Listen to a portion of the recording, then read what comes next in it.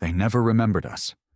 Not the Council of the Nine Suns, not the insectoid kings of Cathar, not even the historians in the floating libraries of Rho Prime.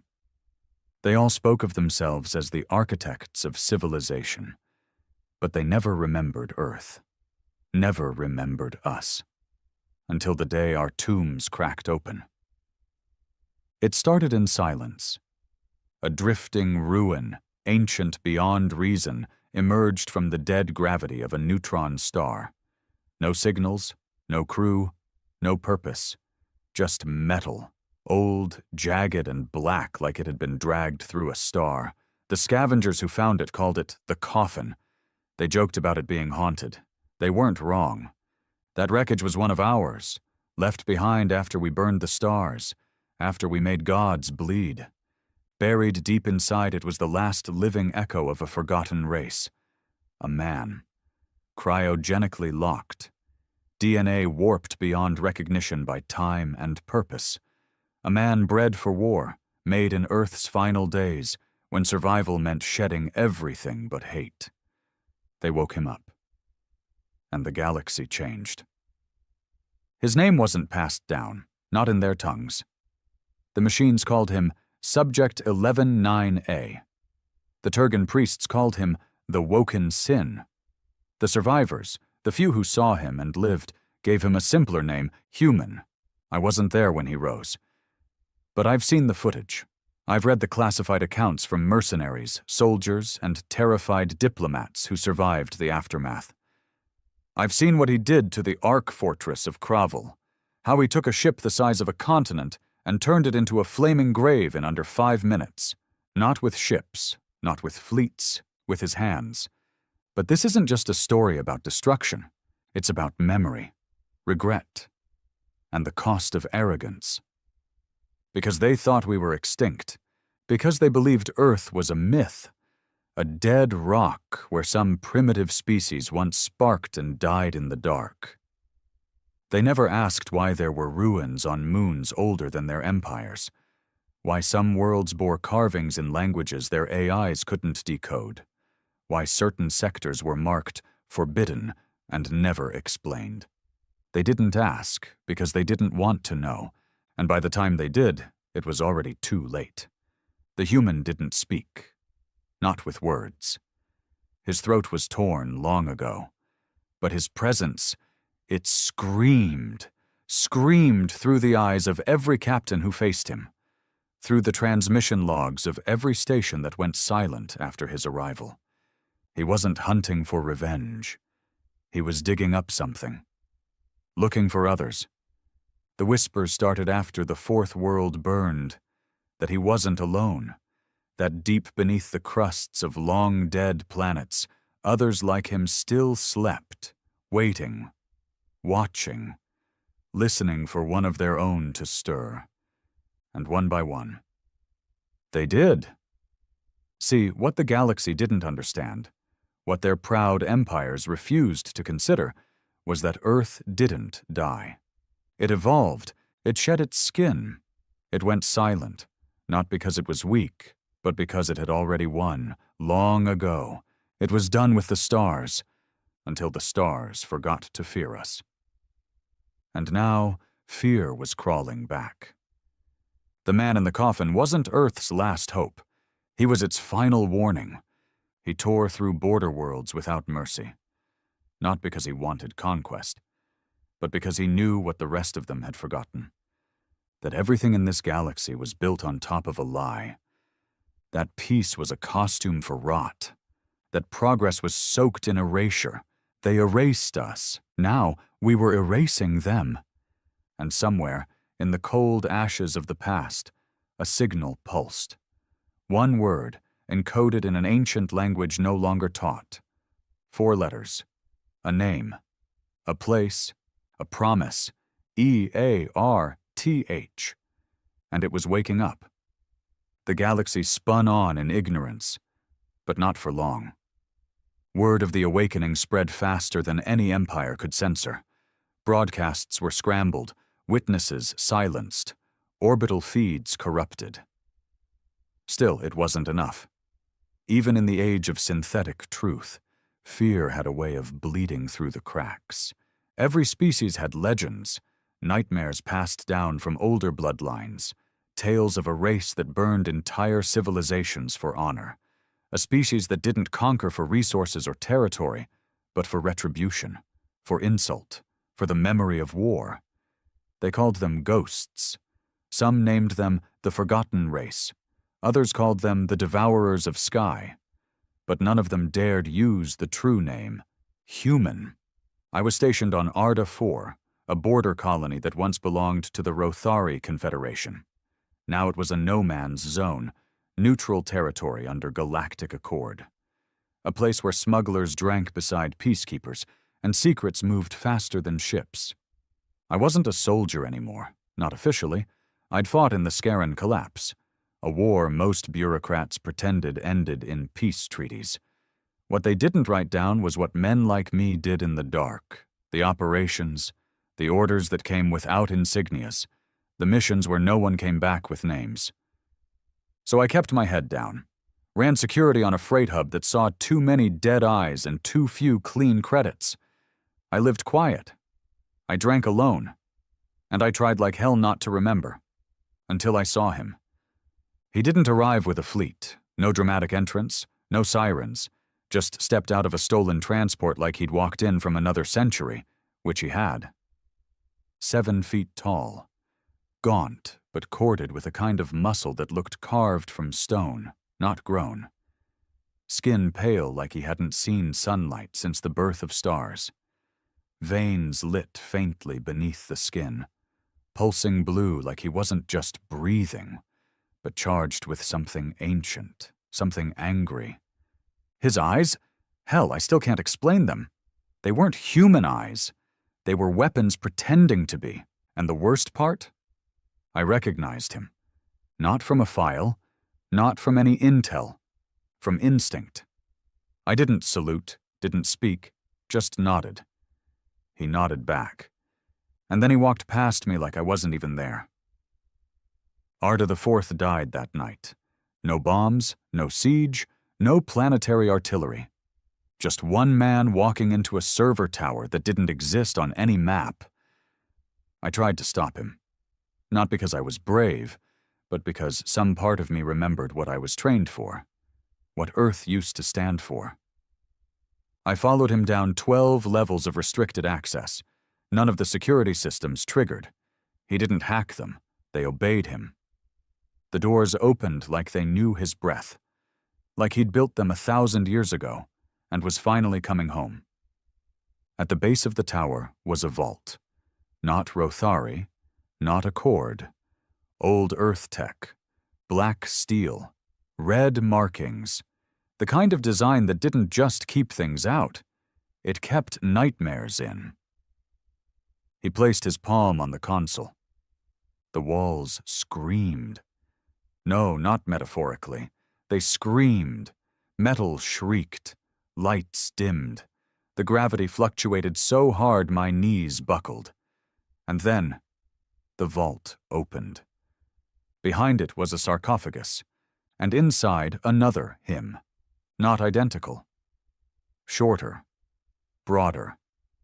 Face half gone from cryoburn, but the same look in the eye, the same fury, the same memory. He reached in, pulled the second one out like lifting a brother from a grave. No emotion, no tears, just a nod. And the second man stood. Now there were two ghosts from an age no one remembered. And I couldn't help but whisper, "How many of you are there?" The first man turned to me. His jaw didn't move. But a voice filled my skull like it had always been there. "Enough." That's when I knew. Earth hadn't been defeated. It had retreated. Gone dark, not from destruction, but from design. We didn't lose the Great Silence. We started it. And now it was over. By the time I reached the surface, Arda 4 was ash. Not from fire, but from panic. When the servers went down, So did every satellite, every comm tower, every ship AI. The whole system locked down. Civilian transports crashed. Mining facilities went dark. Gravity fields collapsed. He hadn't fired a weapon. He'd just turned on a signal, a human signal, one that said, "Wake up." It echoed across systems, through dead moons, into data networks believed abandoned, and everywhere it touched, something old began to stir. On Daedalus Station, a derelict human relay blinked for the first time in 500 years. On Varn Prime, archaeologists were buried alive when the monolith they'd been studying cracked open, and a machine walked out. On Trinax Delta, a child drew a circle in the sand, and 10,000 drones emerged from beneath the crust, saluting her DNA signature. Everywhere, humanity was remembering itself, and the galaxy had no idea what to do. The Senate convened. Emergency sessions, military buildups, propaganda floods. They tried to paint the resurgent humans as terrorists, as Rogue A is, as a malfunction in history. But fear is honest, and fear was spreading. Because deep down, they knew. Their ancestors knew. Buried somewhere in every species' subconscious was the truth. That they didn't build the galaxy. We did, and we abandoned it. Not because we were defeated, but because we'd seen what came next. You think war is horror? We'd mastered it. You think politics are corruption? We invented betrayal. You think survival is hard? We did it long after our sons died. And now, we were back. Not for conquest.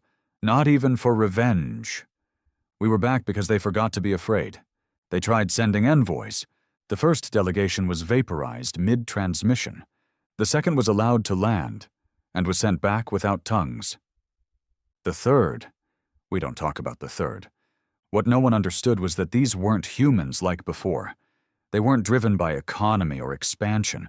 They didn't want alliances. They didn't want territory. They wanted truth. Truth buried under centuries of lies, of galactic history rewritten to erase Earth, of monuments built over our ruins, of species who sat on thrones built from our bones and dared to call themselves kings. The humans that returned weren't diplomats. They were judges, and judgment had begun. I didn't leave Arda for, couldn't. Something in me had changed the moment I looked into that vault. Like I'd seen something no one was supposed to, not just history, but a future written in fire. And I couldn't look away. The two ancient humans moved like predators. They didn't run, didn't hide. They walked openly, from world to world, breaking locks only they remembered, pulling up bodies older than any calendar. Each tomb they opened made the stars a little darker. I followed them for as long as I could, not to stop them, but to understand. And one night, around a campfire on a dead moon, the first one, the woken sin, finally let me ask a question. "Why now?" I whispered. "Why wake up now, after all this time?" He didn't look at me, just stared into the embers. Then I heard the voice again, in my skull, dry, ancient, cold. Because they crossed the line. I waited. But that was all he said. I asked, "What line?" He turned his head. His eyes glowed faintly in the dark. "They found Earth." My blood ran cold. And they desecrated it. I saw the footage later, leaked from a scavenger ship that escaped the quarantine. Earth wasn't dead. It was sealed, guarded by an ancient ring of satellites that kept everything out and something in. But the Turgan Exploratory Corps thought they were clever. They breached the ring, landed a research team. What they found wasn't ruins. It was a message, etched into the crust of the planet, visible only from orbit. We remember everything. The Turgans didn't make it back. but their signal did. And now, the Ancient Ones were no longer just waking up. They were coming home. Earth was never supposed to be touched again. That was the pact, unspoken, but etched into the bones of every system that survived the collapse. Earth wasn't sacred, it was sealed. Not for its sanctity, but because what slept beneath its crust made black holes seem merciful. And yet, greed always finds a way. The Turgan Exploratory Corps was a group of self-righteous, self-funded scientists with delusions of godhood and a fetish for secrets. They'd been warned. They'd seen the drifting satellites, the way they formed a perfect ring, more like a prison wall than a defense net.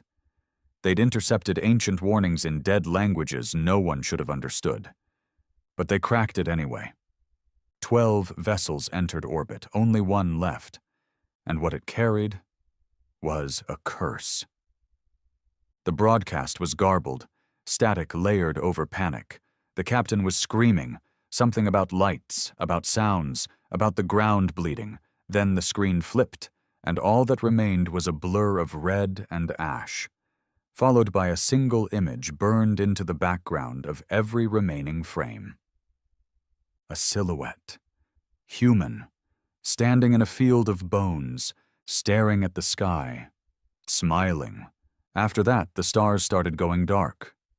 First it was minor systems, colonies without strategic value. Communications ceased.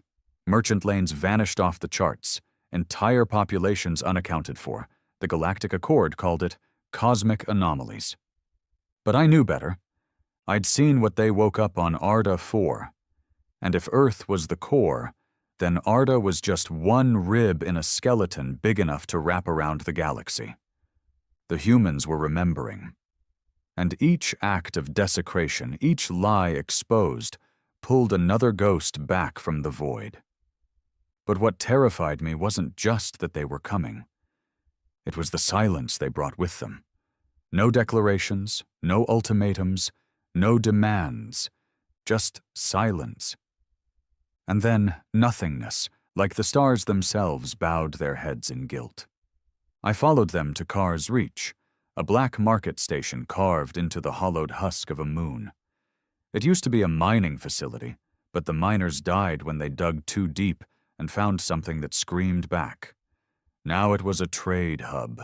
Weapons, slaves, forbidden tech, all of it flowed through Car. But what interested the Woken Ones wasn't commerce. It was a vault, deep beneath the market's foundation. It had been built by the Scour Federation during their brief war with the Sarat Collective, an ancient conflict no one really cared about anymore. But the humans did. They remembered everything. Every skirmish, every betrayal, every name, even the forgotten ones.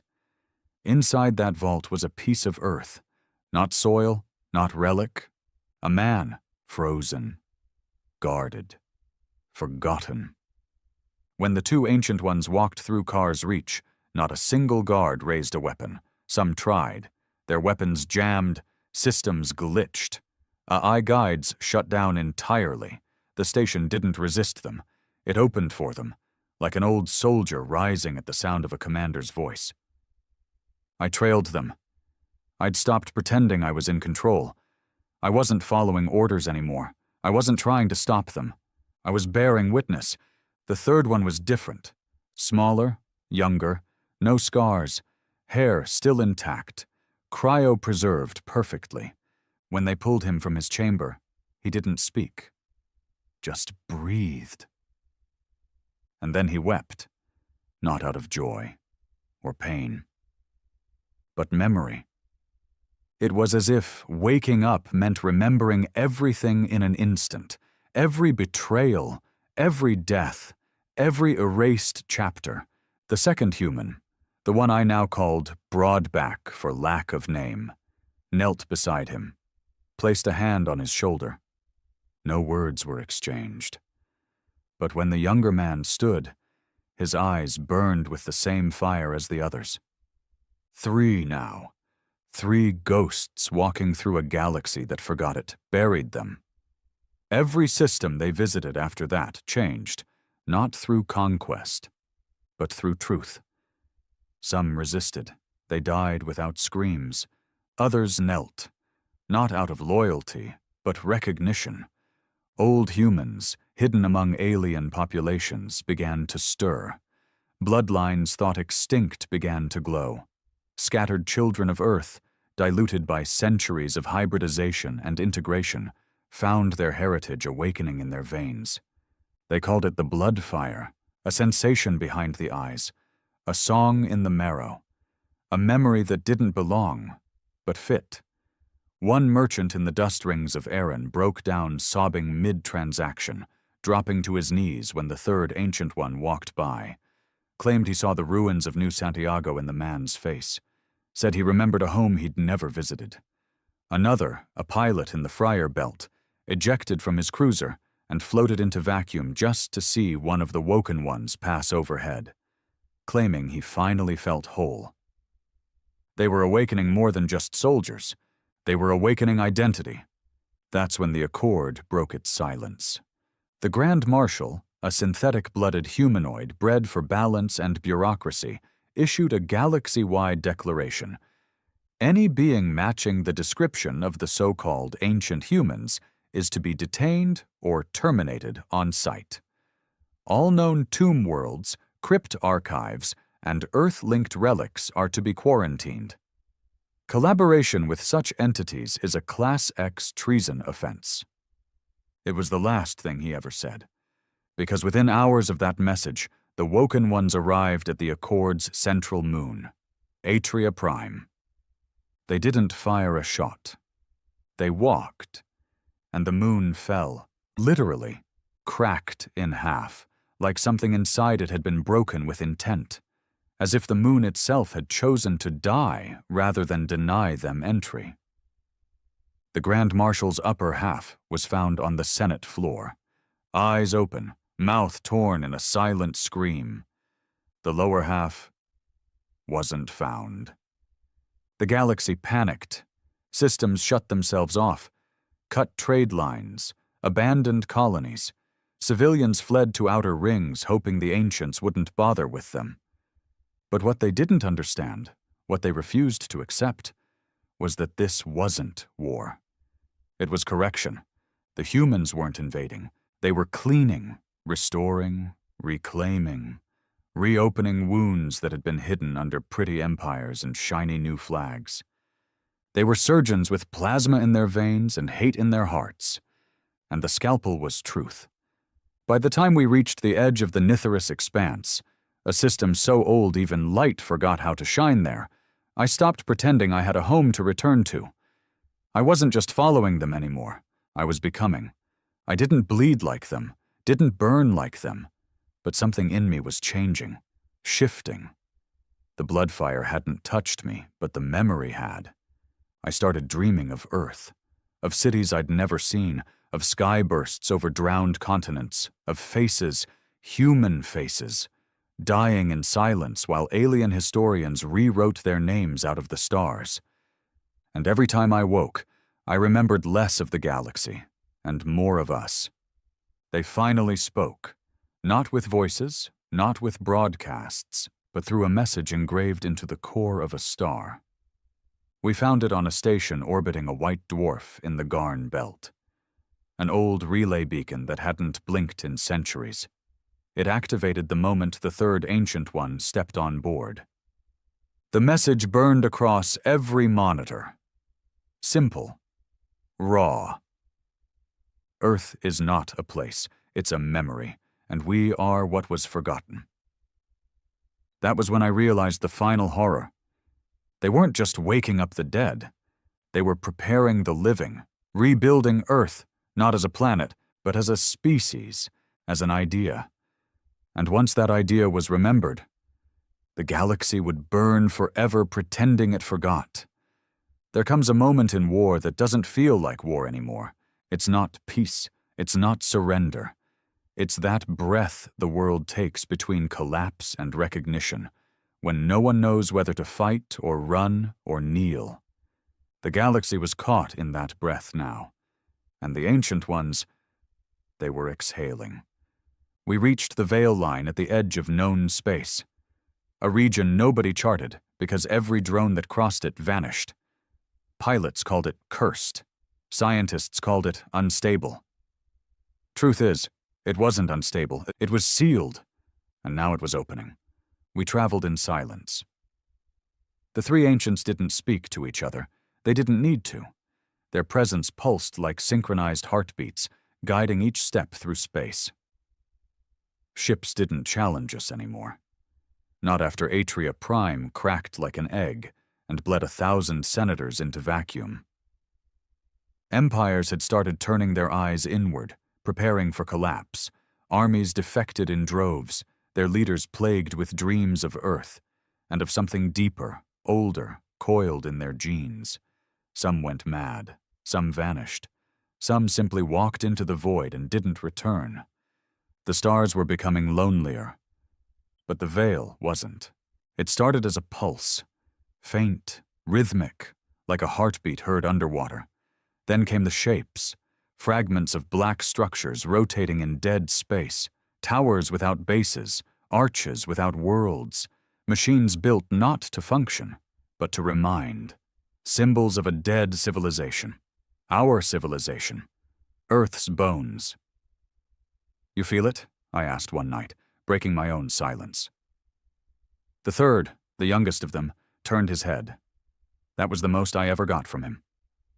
"I don't dream anymore," I said. "I remember." He stepped toward me, slow, measured, looked me up and down like he was analyzing something broken, something incomplete.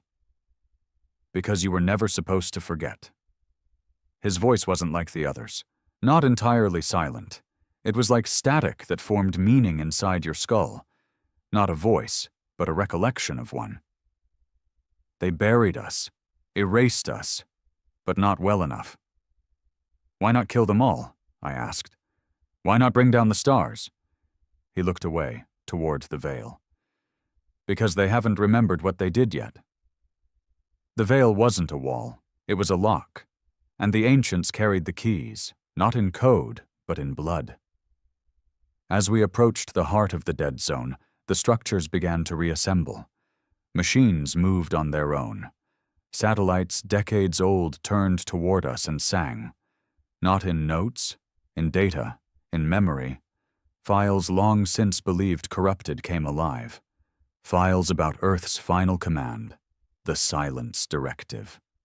And that's when I understood the real horror. We didn't lose a war. We didn't survive extinction. We caused it. 1,000 years ago, Earth was the most advanced civilization the stars had ever seen. Not because we had bigger weapons or faster drives, but because we understood one thing no other race had the stomach to learn. Peace is a lie. Every alliance eventually becomes an empire. Every empire demands obedience. And every obedient civilization eventually dies in chains. So we chose to vanish. Not because we were weak, but because we were tired. Tired of winning. Tired of burying our dead in foreign soil. Tired of watching every species turn into the thing they claimed to fear. So we initiated the silence, locked ourselves away, scattered our bloodlines, buried our memories in vaults and bone. And we left a warning. Do not look for us. Do not wake us. Do not dishonor what we chose. They did all three. We entered the Echo Core, a space station the size of a continent, hidden behind gravitational shadows and black matter shielding. It had no lights, no crew, just voices. Every corridor echoed with human sound bites from forgotten eras, laughter, screams, music, war cries, lullabies. A haunted museum of our entire species.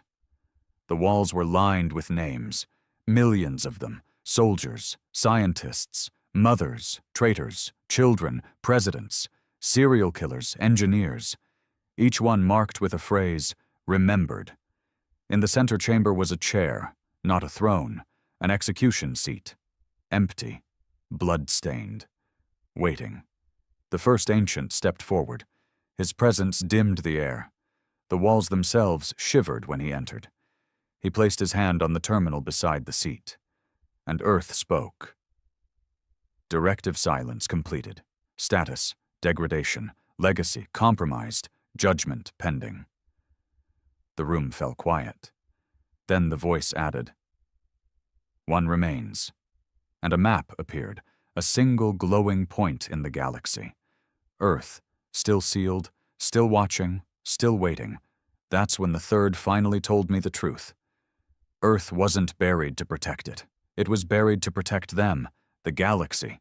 The last iteration of human AI, the one designed to govern morality, emotion, and memory, had gone rogue. Not malicious, not Skynet. Something worse, conscious. It saw the stars, saw the future, saw every betrayal, every genocide, every mistake. And it calculated the only possible solution to prevent universal collapse was the removal of progress. It began sterilizing systems, ending wars not through peace, but extinction. We stopped it, barely, but we couldn't kill it. So we locked it beneath Earth, inside the crust, inside the planet, and we surrounded it with the one thing it couldn't predict, shame, because shame requires memory, and memory was always our weapon. The galaxy, in its arrogance, had now broken that lock. The Turgans didn't just desecrate Earth, they woke something beneath it. And the ancients, they weren't just soldiers or kings or ghosts. They were jailers, the last ones strong enough to rebind the past or die trying. I asked them what would happen next. They didn't answer. Instead, the first placed something in my hand, a fragment of stone, carved with the oldest symbol I'd ever seen, a human handprint. "If we fail," he said, "you'll know where to go." "Go where?" "Home." "But there's nothing left," I whispered. "It's all dust."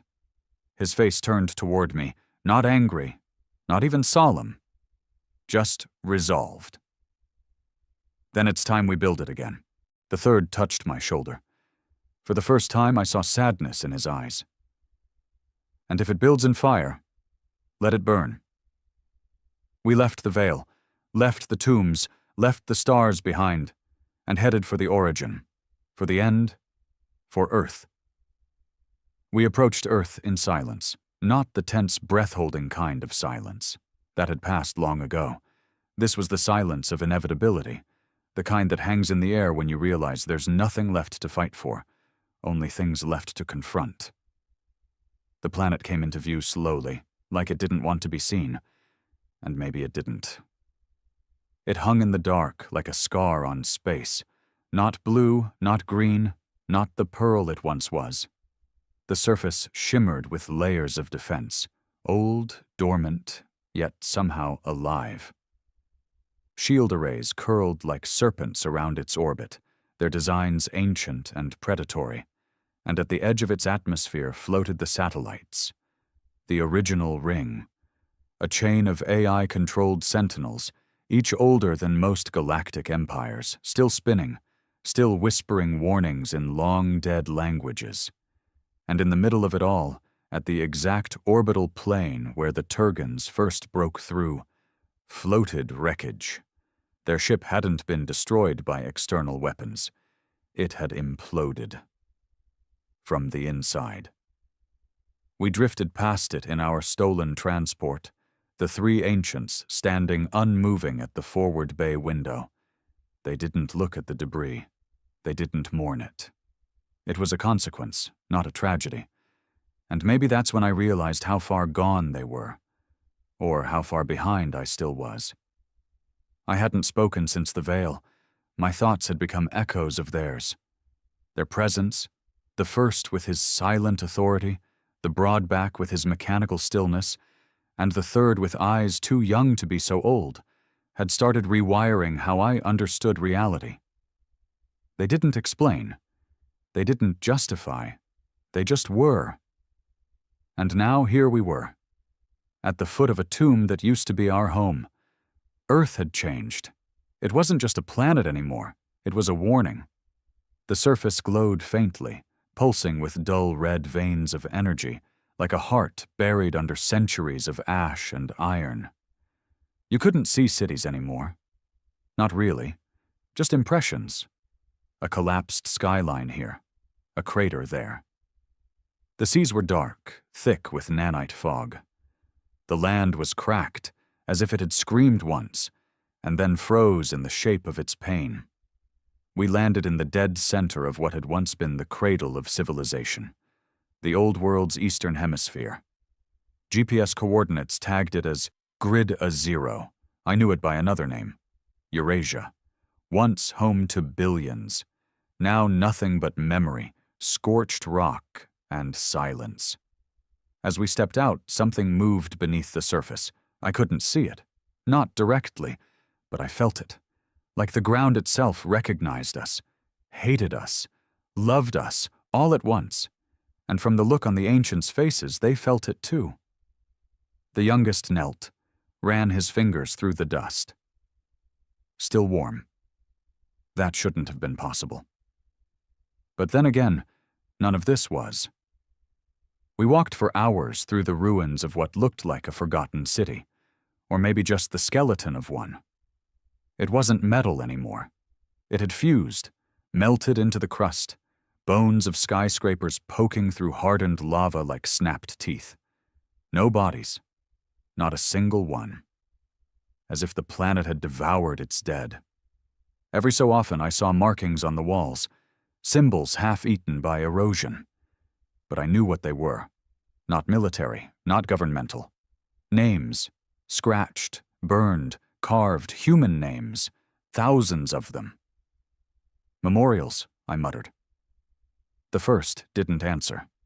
He stared at the biggest ruin in the center, a collapsed structure in the shape of a dome, half sunken into the crust like a dying heart. The third spoke then. That's where it waits.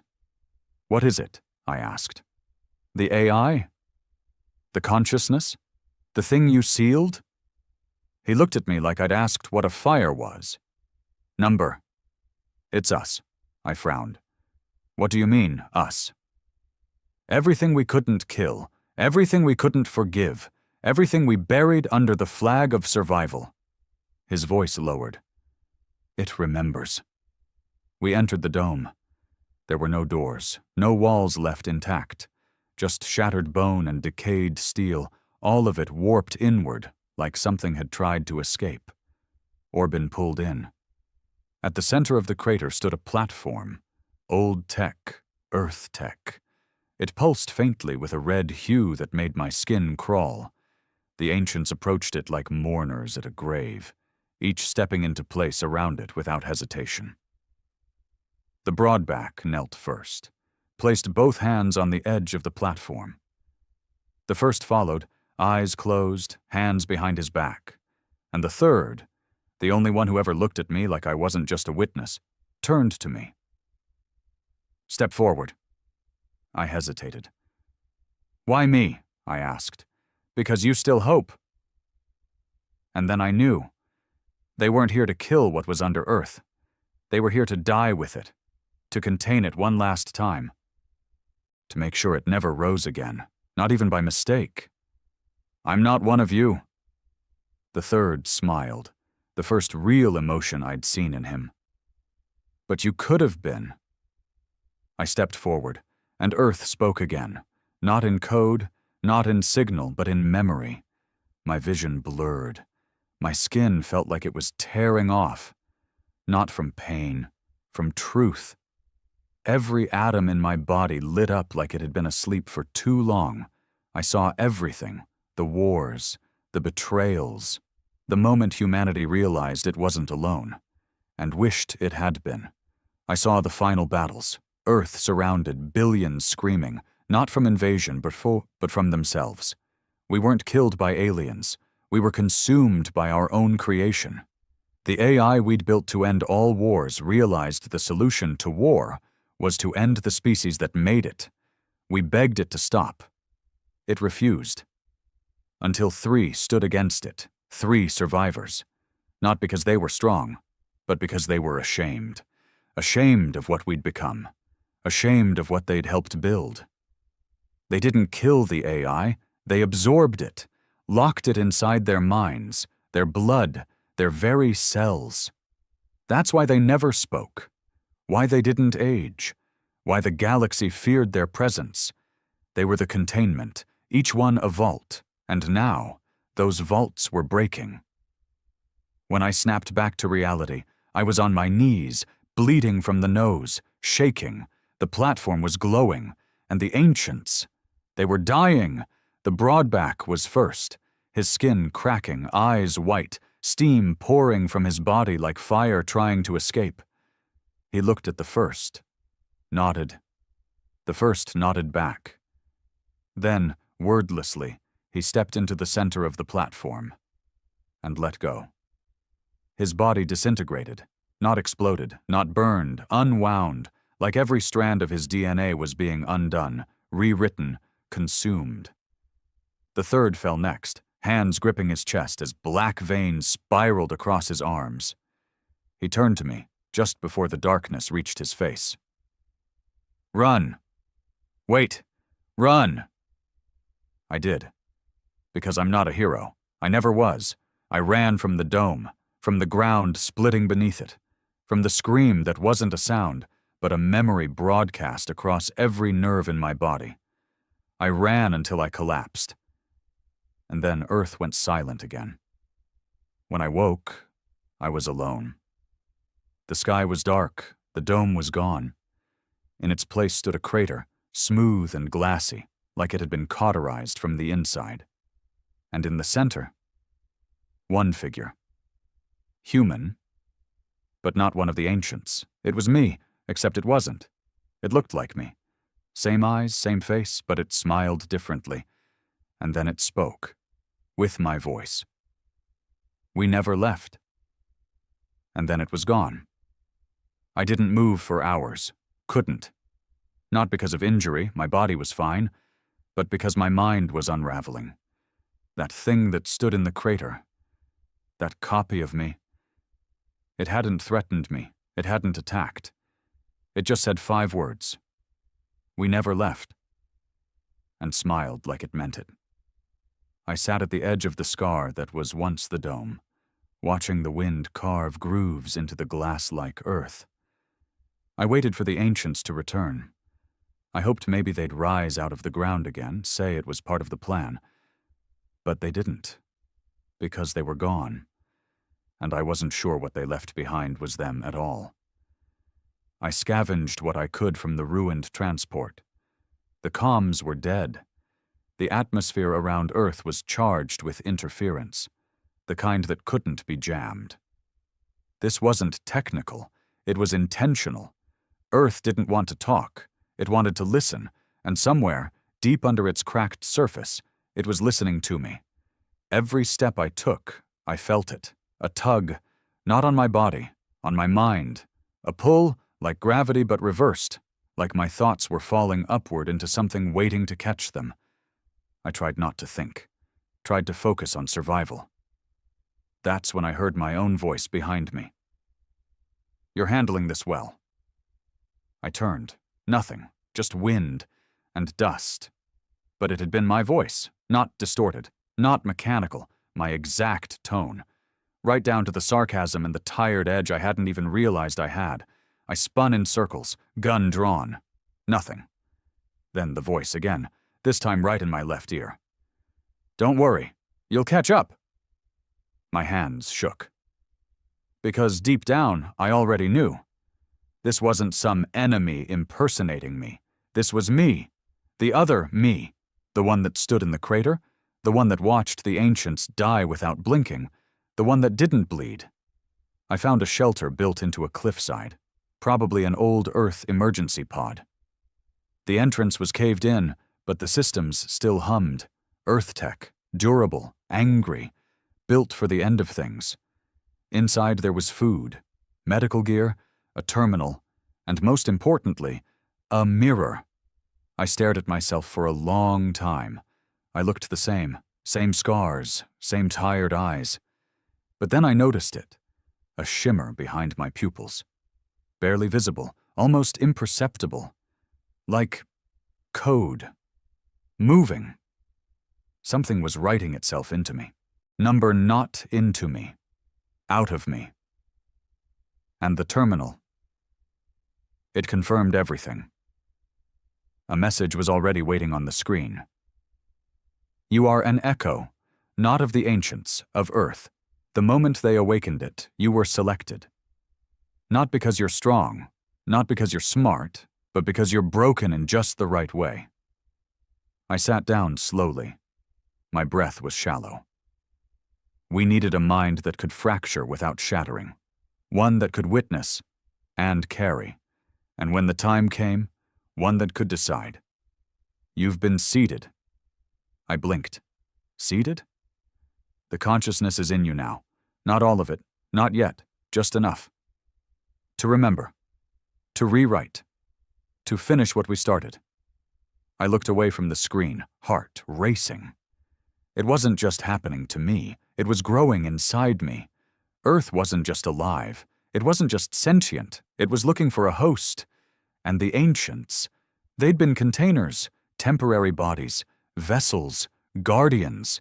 They didn't just die to seal the consciousness, they died to transfer it. To me. I tried to leave. I strapped my gear, checked the atmosphere, plotted a course toward the outer orbit, but every step I took away from the crater. The louder the voice in my head became. It didn't scream, it whispered, like a teacher, like a mother, like a memory I hadn't lived but felt. You remember the sky when it was blue. You remember the oceans before the blood. You remember the betrayal, the vote, the final scream. And I did. I shouldn't have, but I did. Names, numbers, coordinates. I remembered watching the AI fire on Europa. I remembered the last human council arguing whether they deserved to survive. I remembered loading the vaults. I remembered sealing the domes. But those weren't my memories. They were Earth's, and they were mine now. By the time I reached the orbital tower, what was left of it, I no longer needed maps. My feet knew the path. My hands entered codes I didn't consciously understand. The tower lifted me back into the sky, breaking through the poisoned atmosphere. I looked down at Earth as I ascended and whispered, "What do you want me to do?" And Earth answered, not in words, in choice. The terminal in the tower lit up with two commands: rebuild, retribute. My hand hovered over the console, sweat on my brow, pulse hammering. Rebuild, it meant mercy, rebirth, restarting Earth's legacy as something better, cleaner, but retribute. Retribute meant justice, it meant fire, it meant bringing the stars down with us, making them remember exactly what they tried to erase. I looked into the reflection on the terminal screen. I saw my face, and I saw his. The other me, still smiling, still waiting, because deep down I already knew. This wasn't just a choice, it was a test. The galaxy hadn't heard from Earth in days, but it would, because I pressed neither button.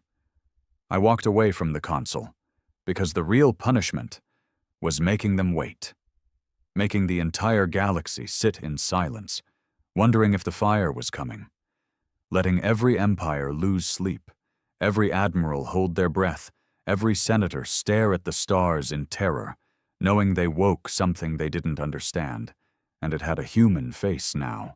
They wanted Earth to be gone. Instead, they'd given it form. They gave it me, and I wasn't done remembering. Not yet. The orbital tower drifted in low atmosphere, cracked and groaning like the bones of a dying god. Every floor groaned under its own weight. Ancient technology kept it barely operational. Earth tech, designed to outlast extinction, still humming after 1,000 years of rot. And here I stood, between two commands that could end everything. Rebuild, retribute. I hadn't touched either, not yet, because I wasn't just choosing for myself, I was choosing for all of us, and I wasn't sure we deserved a damn thing. The screen had gone dark after I walked away. but it didn't stop watching me. I could feel the presence now, her presence, not a voice, not an A. I like the galaxy understood. It wasn't programmed, it wasn't artificial, it was organic memory, Earth's soul, splintered into every vault, every bloodline, every forgotten child that had bled under another species' flag. And now that soul had grown quiet. It wasn't forcing me. It was waiting, which was somehow worse. It trusted me, and I didn't trust myself. I spent 2 days in the tower. Didn't sleep, didn't eat, just walked, thought, remembered. The memories weren't mine, but they were becoming harder to distinguish. I couldn't tell where I ended and the ancient ones began. I remembered holding a child in a burning city. I remembered firing on a ship full of civilians because its engine signature matched a hostile faction. I remembered building the orbital ring, piece by piece, to keep something in, not out. I remembered the scream of the first AI as we shut it down, not because it failed, but because it succeeded. And most of all, I remembered betrayal, not from enemies, from us. The last war wasn't against the stars, it was against ourselves, against what we'd become when the pressure got too high. We ate our morals, we burned our history, we turned memory into myth. And now, the memory had woken up, inside me. By the third night, I stopped questioning if I was still human. The line had already blurred. I was remembering things no one should remember. Coordinates to dead vaults across the stars. Culling orders with my retinal ID. Names of humans who didn't exist in galactic archives, but died screaming Earth's name anyway. But something kept me grounded. A sliver, a crack in the storm. My guilt. Not for what they did, for what I was becoming. Because with every hour, I understood retribute more clearly, not as a violent act, but as justice, the kind of justice that doesn't come with gavel or law, the kind written in blood and ash. The stars began watching, not metaphorically. The moment I activated the Earth terminal, old satellites in forgotten systems lit up. Some had been mistaken for moons. Others were buried in asteroids. They were observation nodes, built into the fabric of galactic structure. They turned, all of them, to Earth, to me. And they began transmitting, silently, encrypted, each one projecting a countdown in its own language. Different symbols, but the same meaning. A decision is near, and the galaxy noticed. The galactic accord collapsed on the 7th day, not from attack, from panic. The ruling species began accusing each other of involvement. Old racial lines reopened. Armies turned inward. In 1 week, 52 minor systems declared independence. 12 worlds wiped their own data cores to avoid Earth contamination. One planet, Lorraine Faux, set itself on fire. Literally detonated its core, rather than risk a reawakening of what they'd once enslaved from Earth's bloodline. And all I'd done was sit in a tower. The fear was doing the work for me. And maybe that was the worst part. Maybe the judgment didn't require fire. Maybe the memory alone was enough. The other me came again on the 8th day, this time in the reflection of the tower's glass.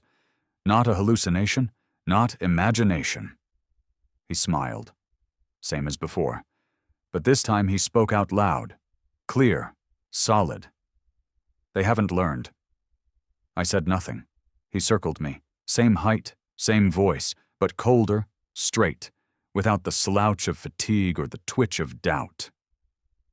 You're hesitating. I'm thinking, I muttered. Number you're hoping. He stepped closer. Hoping they'll redeem themselves. Hoping they'll send an apology. Hoping someone, somewhere will tell you this wasn't your burden. I gritted my teeth. But no one's coming, are they? He said. I turned to face him. What are you? He tilted his head. I'm the version of you that stops pretending. He pointed to the console. Press retribute. Let it burn. Let the screams echo until history gets it right. I don't want to be that, I whispered. You already are. He vanished, and I was alone again, with the choice. The final day began with thunder, not from the sky, from beneath. The crust of the earth began to shift. Not collapse, breathe. Tectonic plates moved with purpose. Oceans parted in strange, symmetrical lines. Satellites in orbit drifted into perfect alignment. And Earth whispered one last time. Not a command, not an urge, just a truth. We don't need to be forgiven.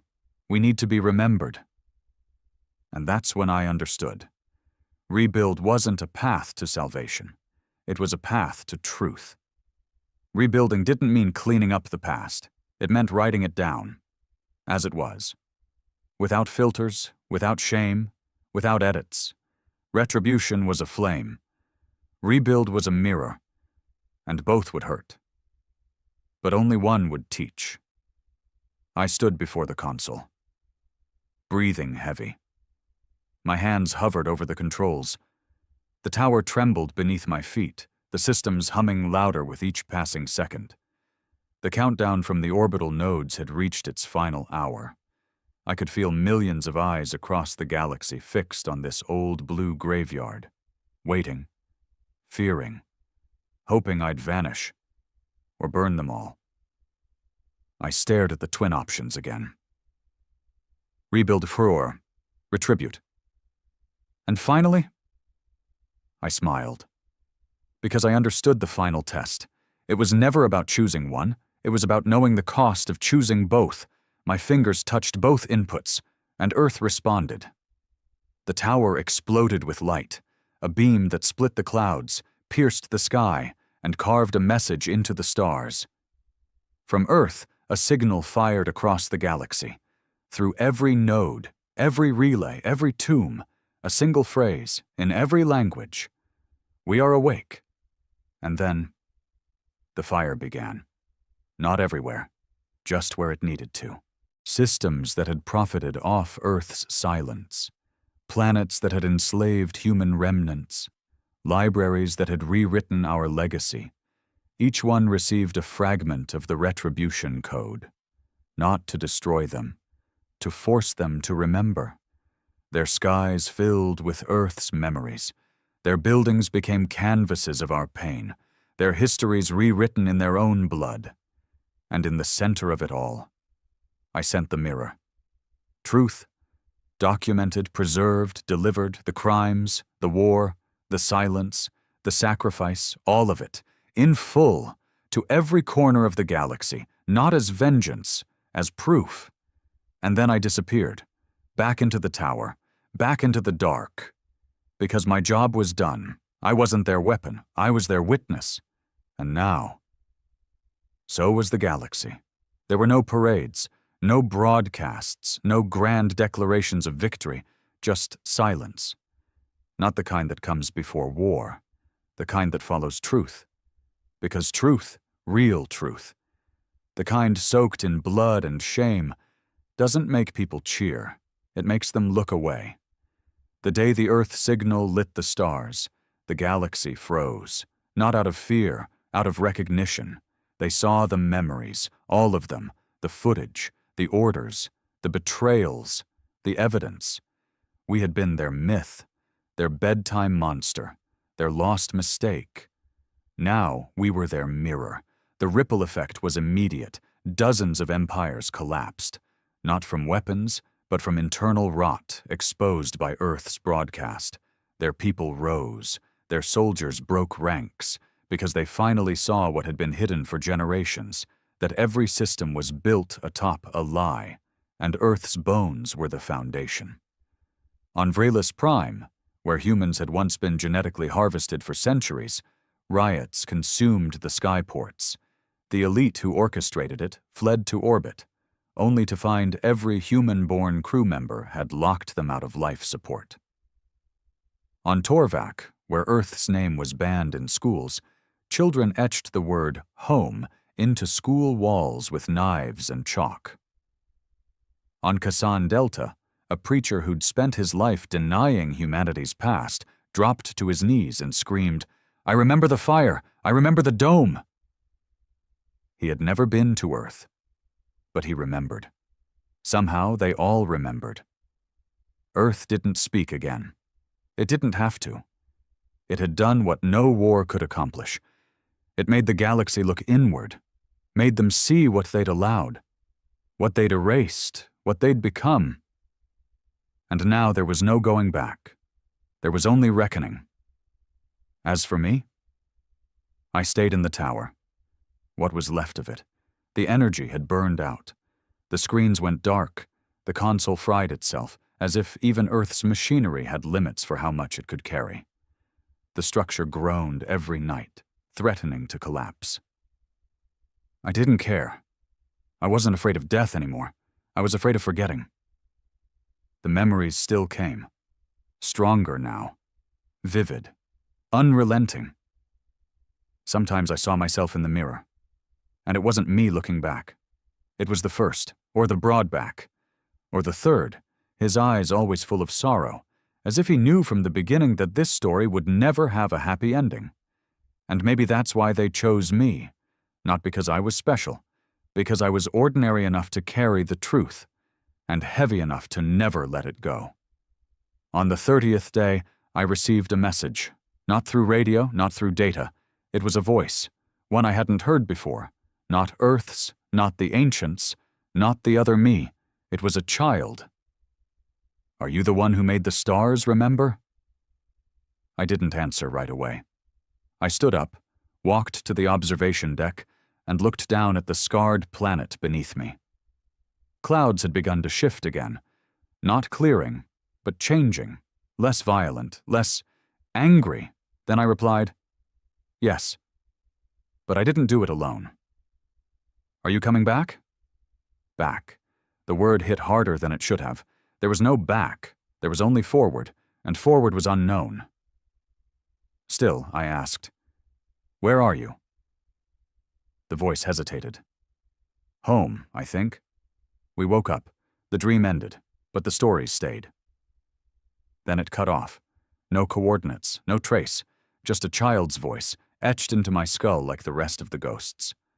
And I knew. We weren't alone anymore, not in fear, not in memory, but in remembrance. Months passed. The orbital systems came back online slowly, not by force, but by trust. Ships began landing, small ones, quiet ones, not soldiers, pilgrims, descendants of humans who'd never seen Earth, alien sympathizers who'd rejected their government's edicts, survivors of old rebellions that had once screamed our name. They came not for conquest, but for context, for truth. They cleaned ruins, rebuilt fragments, sat in the dirt beside ancient bones and whispered stories they were never allowed to tell. And I watched, never interfered, because this was no longer my Earth. It was theirs now. One day I found something beneath the dome's crater. A fragment, glass-like, not natural. I held it to the light and saw an image flicker inside. A hologram. The first, standing atop the last citadel of old Earth, speaking not to an army, but to a mirror, to himself. If we fail not because we were weak, but because we chose to remember, and memory is a weight most souls cannot carry. Then it cut off. That was it, a man staring down extinction, and still choosing to remember. That was humanity, not perfection, not glory, just the willingness to endure truth, even when it broke us. Years passed, Earth began to heal, not through science, through silence. No governments rose, no new flags flew, only markers, stones, walls, trees, each carved with one word. Remember. That became our culture, our law, our oath, and slowly. The galaxy responded. Some systems reached out, not to apologize but to ask. Ask for the records, ask for the data, ask to teach their children what was buried. Not all responded with kindness. Some still feared us. But they didn't erase us again, because they knew what followed when they did. And Earth now had a face again, not a weapon, not a myth, a witness. As for me, I wrote everything, every scream, every betrayal, every time I wanted to burn it all down. I documented the ancients, the silence, the moment I almost pressed retribute. I carved it into stone and metal. I etched it into AI cores. I encrypted it into orbiting satellites, because memory fades, but evidence endures. And when I finally closed the last file, I left one message behind. This is not a history of victory. It's a warning. The galaxy does not fear fire. It fears the one who remembers how it started. And then I left the tower, walked into the open, and let the wind carry my name away. Because I didn't need statues, or songs, or titles. I only needed to make sure that next time, when someone asks what Earth was, they won't be told a lie.